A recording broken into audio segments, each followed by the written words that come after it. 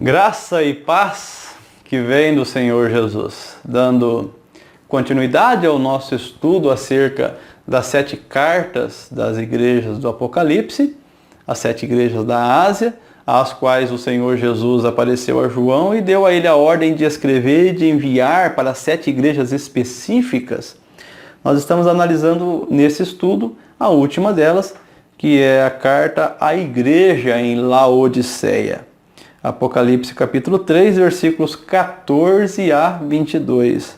O versículo 14 diz assim: ao anjo da igreja em Laodiceia, escreve. Então, sobre esse anjo da igreja, tenho dito isso nos outros estudos, né? Você vai para Apocalipse capítulo 1, versículo 20, está lá. Quanto ao mistério das 7 estrelas que viste na minha mão direita e aos 7 candeeiros de ouro, as 7 estrelas são os anjos das 7 igrejas. E os 7 candeeiros são as 7 igrejas. Então é daqui que vem esse termo ao anjo da igreja que está na mão direita do Senhor.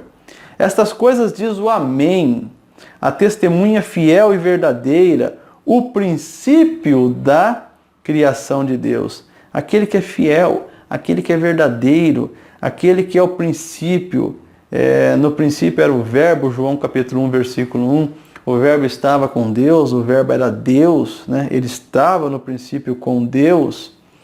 Aí no blog, eu vou deixar o link para você, você tem um pouco acerca do que significa, ou do contexto histórico, cultural, geográfico, da igreja em Laodiceia, para você poder compreender algumas questões que virão aqui agora. Então esse estudo ele precisa ser unido, o blog com o YouTube. Por isso eu deixo o link aí do estudo no blog. Versículo 15 diz: conheço as tuas obras. Obras, eu tenho dito isso nos outros estudos, são necessárias. Nós não somos salvos por obras. As obras não acrescentam nada, nem para a salvação, nem para nosso favor, nada. Não acrescentam nada entre nós e Deus. Mas elas são necessárias. O apóstolo Paulo diz que nós somos criados em Cristo Jesus para boas obras, as quais Deus preparou de antemão para que andássemos nelas. Somos salvos pela graça, mediante a fé, para boas obras. Só que às vezes, quando o Senhor Jesus diz que conhece as nossas obras, ou é para elogiar ou é para criticar. No caso da igreja de Laodiceia, é para criticar. Não há, infelizmente, não há nenhuma... não há nenhum momento aqui que nós encontramos aqui um elogio a essa igreja.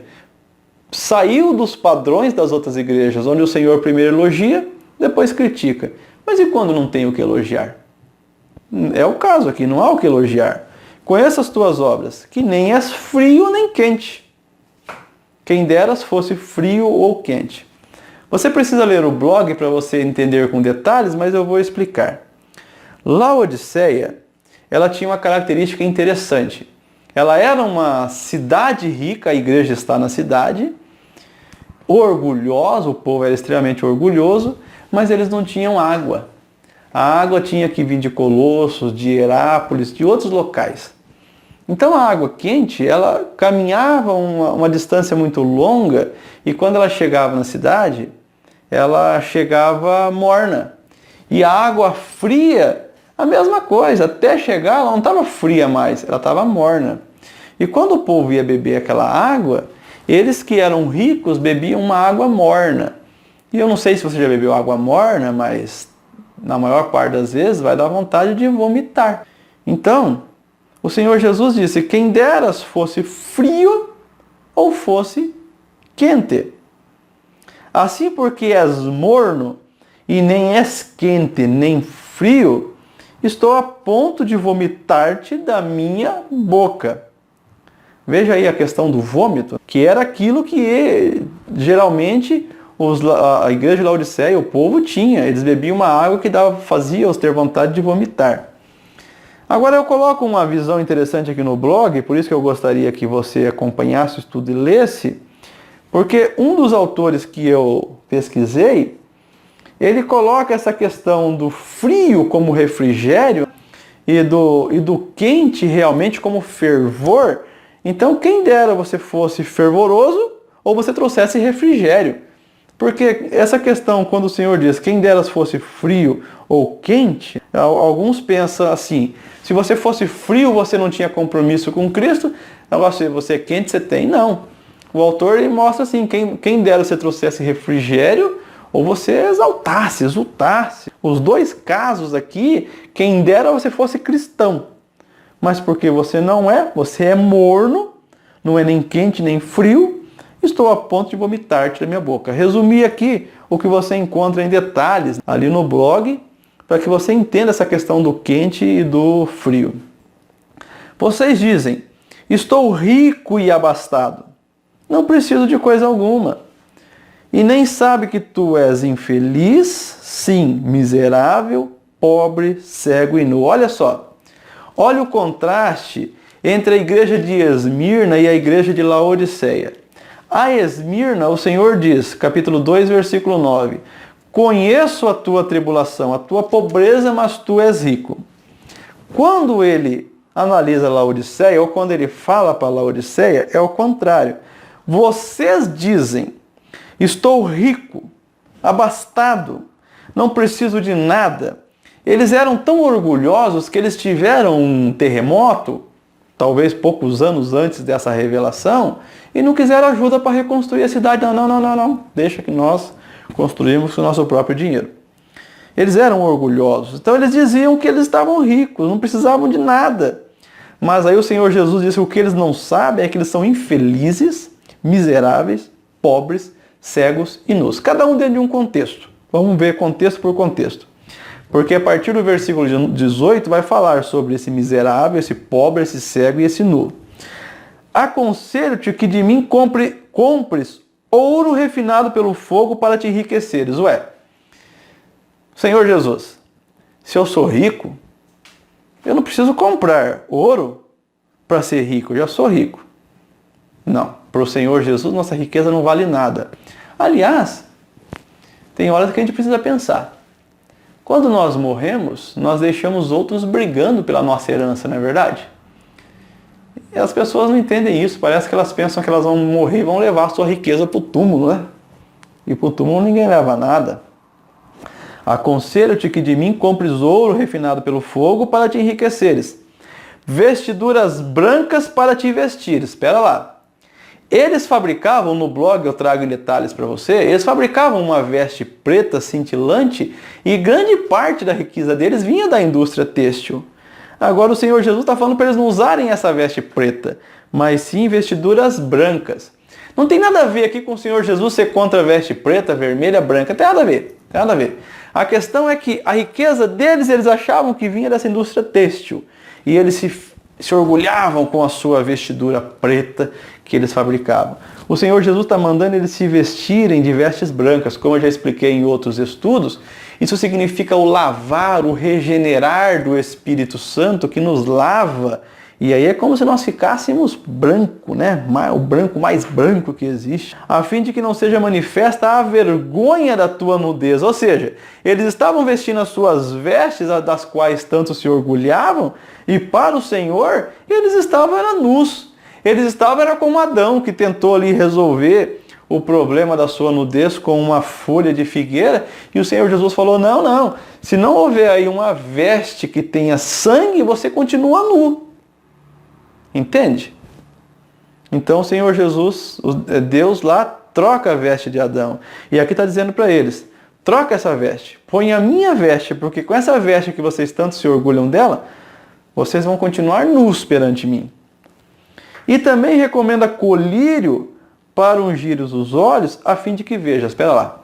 No blog também tem essa informação. Eles fabricavam um colírio que resolvia a maior parte dos problemas de vista do primeiro século. Agora o Senhor Jesus está dizendo, compra colírio de mim, a fim de que vejas. Ou seja, todo orgulho acerca do seu colírio, todo orgulho acerca do que faziam, novamente não vale de nada. Eu repreendo e disciplino a quantos amo. Sê, pois, zeloso e arrepende-te. Então se arrependa. Se arrependa do seu orgulho. Se arrependa dessa arrogância. Se arrependa de você se achar o dono da igreja, aquele que tem dinheiro, aquele que faz o que quiser, aquele que acha que pode mandar e que não vive uma vida cristã com simplicidade, que não usa a sua riqueza para socorrer ao que necessita, mas que usa para fins estranhos à vontade de Deus. Ser rico não implica em desaprovação de Deus, mas o uso da riqueza indevido, sim. O problema não é o dinheiro, mas é o amor ao dinheiro, né? O amor ao dinheiro é a origem de todos os males, diz a palavra de Deus. Eis que estou à porta e bato. Se o Senhor está se revelando para a igreja e está à porta batendo, ele está do lado de fora. Pergunto, quem colocou-o para fora? Ele quis sair ou foi posto para fora? Esse orgulho, essa arrogância, essa falta de amor, essa reunião somente para se satisfazer, esse evangelho da prosperidade, tudo isso, põe o Senhor Jesus para fora. Não precisamos da palavra dele, não precisamos do evangelho dele, não precisamos dele. Ele tem sido posto para fora.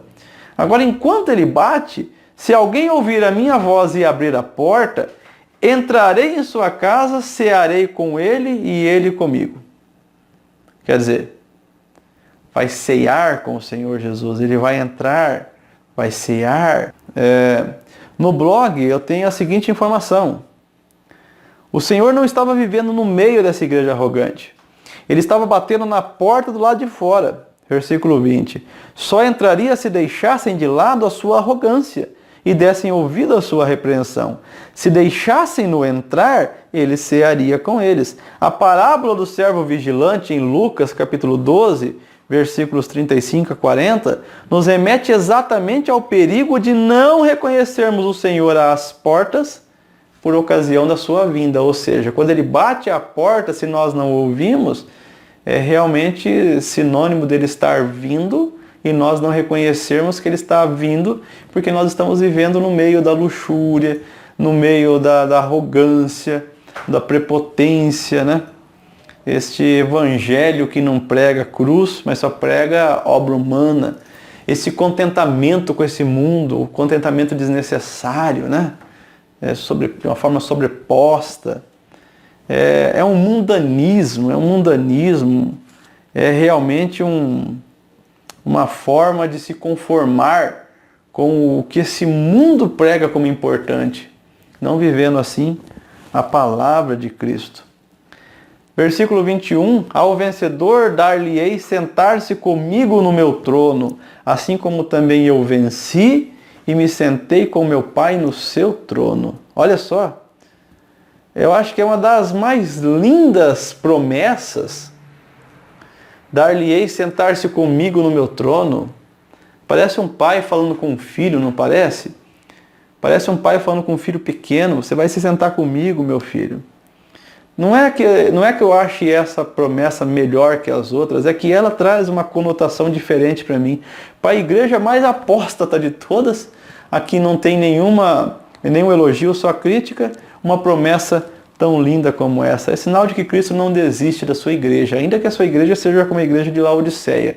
Ele manda o evangelho, ele manda a advertência para que, ouvindo, se arrependa e volte ao caminho dele. E faz uma promessa linda como essa. E, como todas as outras cartas, termina da mesma forma. Quem tem ouvidos, ouça o que o Espírito diz às igrejas. Saia dessa arrogância, saia dessa prepotência, saia desse evangelho, dessa igreja sem amor, desse evangelho de prosperidade, desse evangelho para essa vida. Volta os olhos para o céu. Se arrependa.